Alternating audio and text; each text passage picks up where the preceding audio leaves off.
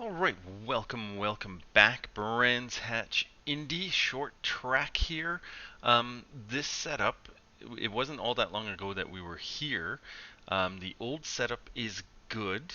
It is fast. The new setup is slightly changed up a little bit, and the reason for that is I find the conditions on the track are the same. But the thing I find with this is it is a little bit more consistent, and most importantly, it is a little faster at the start. I found last go round I was really struggling on the first, 3, 4, 5 laps. People had a lot better pace than me. Once the tires got warm, I was certainly in it, but cold tires, I found I was struggling compared to others, and this setup is giving you better lap time on cold tires and still giving you obviously good lap time once the tires are warm. So 30 mils in the front, ride height is up a little bit, going over some curbs here. Damper compression 18, it is softened up. Again, going over some curbs here. ARB is 0, that's almost always the case. Brake bias 56.5%. Now, uh, I know some of you use a lot lower brake bias, but try turning it up a little bit because there is a bit more understeer here. Having the brake bias turned up higher loads up the front end a little bit better and gives you a little bit better turn in because there is a bit of understeer going on around here. Spring rates low as they go. Front and rear. Camber, you know my channel, it's asymmetrical, and this is one of the changes. Camber is turned up, 1.4 on the left, 1.2 on the right. The cambers are pretty low. Lots of off camber corners here and stuff like that. You don't want them cranked up too high, but having them turned up a little bit is helping out. 1.5 for the toe in. Again, lots of understeer. You want that front end to be a little pointy so you can get that turn in and get on the power early. Spring rates, again, low as they go in the rear. 1.3 camber on the left, 1.1 on the right. Again, those corners, a lot of off camber, so you don't want it cranked up too much. But I think this is a little bit up over the old setup as well. And then another change is the toe in is up a little bit, 0.2, just to get those tire temps up higher, faster, so those cold tires aren't as punishing as what they could be. Ride height 40 mils in the rear. Again, just to increase the rake to give you a little bit more oversteer. I'm also probably, I ran out of time, but I may try even lowering the front end a little bit, again, just to help with the rotation of the car. ARB is 20. Yes, there's lots of understeer here, so that ARB is turned up. Sounds high, especially in turn 1, but it is actually quite doable. Damper compression just down one click in the rear. That is basically for turn 2, that real sharp one after the bridge.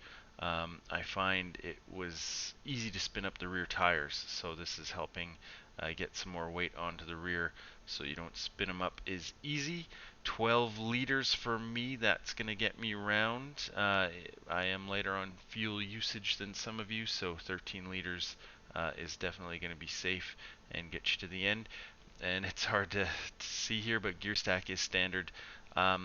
Short is possible, but short just you get nailed in the start finish straight.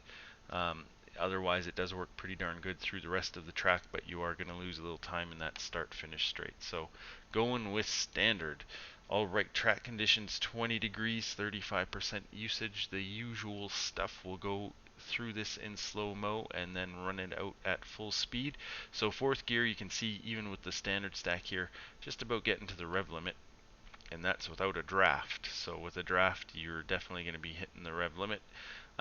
Looking for the blue cone here, just starting to turn in. Whoop.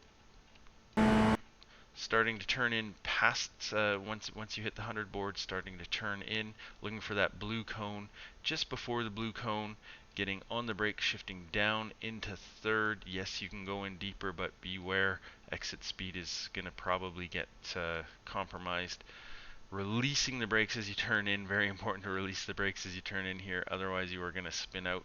And then picking up a little throttle just to get that back end planted a little better, right up tight against these curbs.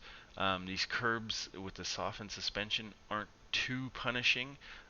It's not quicker to get on them, but it is better to be on them than run wide here. So don't be afraid to get too tight to those curbs. And picking up the throttle nice and early, very important for that. You can lose a lot of time if you're not on throttle early. Use all of the green stuff, no X's for that. And then coming up to the bridge now, little tip here, I started the session, it was sunny, and there's a shadow from the bridge, and I was using that as a brake marker. Do not do that, because once the clouds come in, that shadow is gone. So just underneath the bridge, getting on the brakes in fourth gear, shifting down into first, very hard on the brakes, kind of looking for the orange red thing here, or the green marker at the end. You want to be having the car slowed down by that point and releasing the brakes. If you are on the brakes still, if you are turning the wheel and got some brakes on, you are going to spin out here. Very easy to do.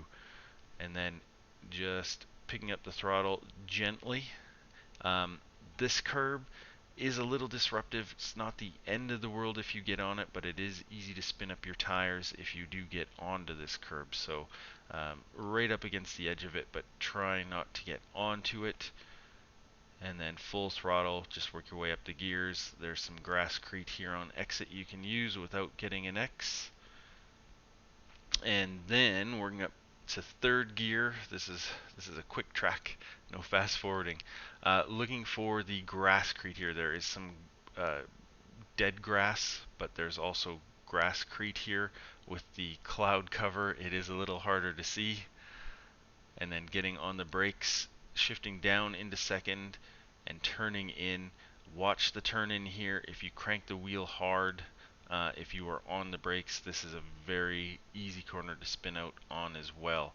And then just clipping the curb here. You can actually get more into the curb, but I find, again, you are compromised on exit. On entry, you will gain a little time, but on exit, you are going to lose some time. And then using all of the grasscrete here on exit, you can get all 4 tires on the grasscrete here and still not get an X. I kept one on the curb there. Just watch out, make sure you're back on track before that grasscrete ends. And then in third gear, keeping it in third gear, again looking for the grasscrete here. Hard to see with the clouds, but in third gear, starting to turn in gently about the 50 board, getting on that grasscrete just to open it up, and getting on the curbs here, leaving it in third.